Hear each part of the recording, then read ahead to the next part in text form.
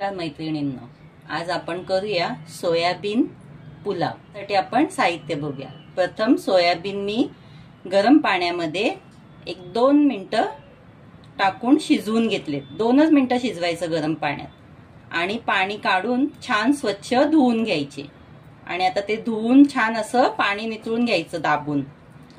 सगळे सोयाबीन असेच करून घेतलेत मी. आता ह्या सोयाबीनला आपण मसाला लावूया. त्यासाठी आपण 1 चमचा दही, बघा थोडंसं दही घ्यायचं, जास्त नाही.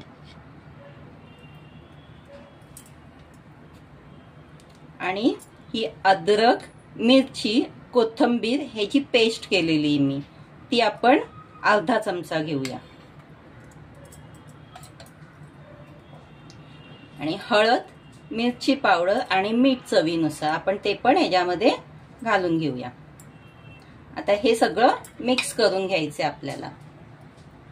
हे छान सोयाबीनला हा सर्व मसाला व्यवस्थित लागला पाहिजे. सोयाबीन तळून घ्यायचे. सोयाबीनला मसाला लावलाय की नाही आपण, तो थोडं 5-10 मिनिटं तसाच ठेवायचा मसाला लावून. आता आपण तळून घेऊया. थोडंसं तेल घातलंय मी, जास्त नाही, 1 चमचा.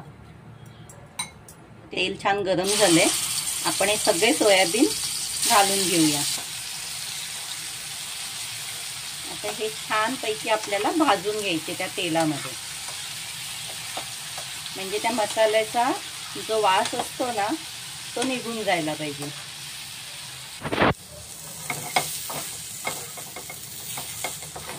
बघा छान मी 2 मिनिटं परतून घेतले सोयाबीन. आता गॅस बंद करून एका भांड्यामध्ये काढून घेते. आता आपण पुलावसाठी फोडणी करायला घेऊया. त्यासाठी मी 1 चमचा तूप घालते आणि तेल घालायचं. आता तुमचा भात किती आहे त्याच्यावर तुम्ही अंदाजाने तेल आणि तूप वाढवू शकता, कमी जास्त करू शकता. आता बघा तेल गरम झालंय. आता आपण ह्याच्यामध्ये तेजपत्ता टाकायचा. गॅस कमी करते. 1 दालचिनीचा तुकडा, 4 लवंग टाकते आणि 4 काळी मिरी. अख्खा गरम मसाला आपण टाकायचा. आता थोडा परतून घ्यायचं आणि लगेच कांदा, 2 कांदे मी बारीक चिरून घेतलेत, असे लांब लांब चिरून घ्यायचे. आता ते टाकून घेऊया.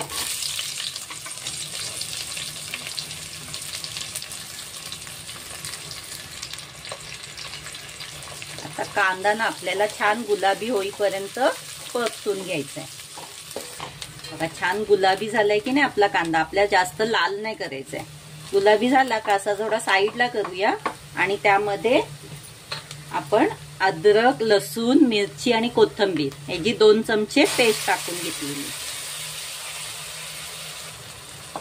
आता ही पेस्ट थोडीशी परतून घेऊ आणि मग टमाटे टाकूया आपण त्याच्यामध्ये. हे मी 2 मोठे टोमॅटो बारीक चिरून घेतलेत, ते आपण सर्व घालूया.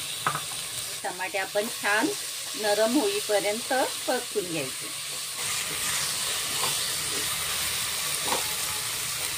आता आपले टोमॅटो छान शिजले.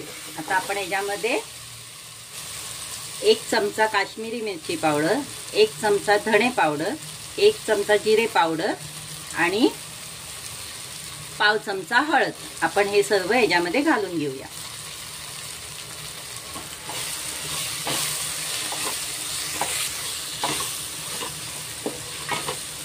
आता हे छान आपण परतून घेऊया.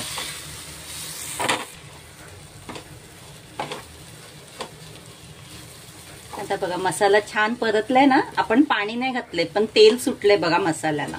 असं परतून घ्यायचं. छान मसाल्याला तेल सुटलं पाहिजे. आता हे मी 4 वेज मॅगी ट्यूब घेतले. 1 वाटीला 2 घ्यायचे. असे मी 2 वाट्या घेतल्यात म्हणून 4 घेतले. आता हे आपण याच्यामध्ये फोडून टाकायचे.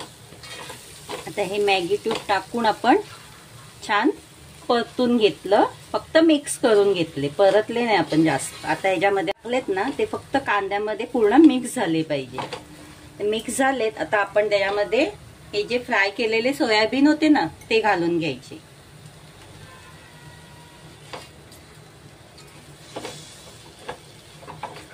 आता हे पूर्ण मिक्स झाले, टाकलेत, छान मिक्स करून घेतलं. आता आपण थोडंसं पाणी त्याच्यावर घालून घ्यायचं, थोडंच घालायचं, जास्त नाही.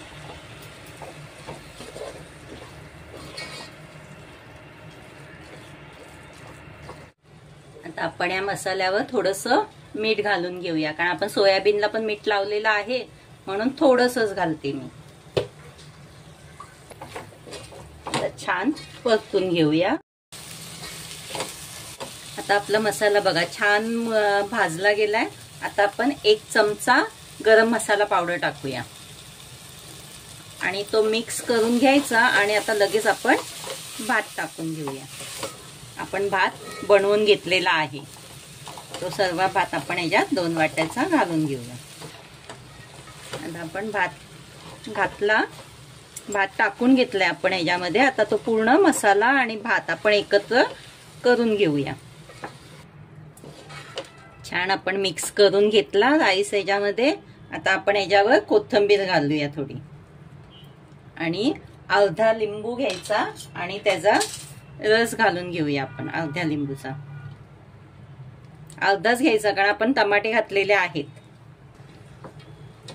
आता हे छान मिक्स करून घेऊया आणि 1-2 मिनिटं वाफ काढूया आपण भाताला, म्हणजे भाताला पूर्ण मसाल्याची चव छान उतरेल त्याला. बघा छान वाफ आली की नाही, आणि मसाला पण पूर्ण भाताला व्यवस्थित लागलाय. आता आपण प्लेटमध्ये काढून घेऊया आणि सर्व करूया.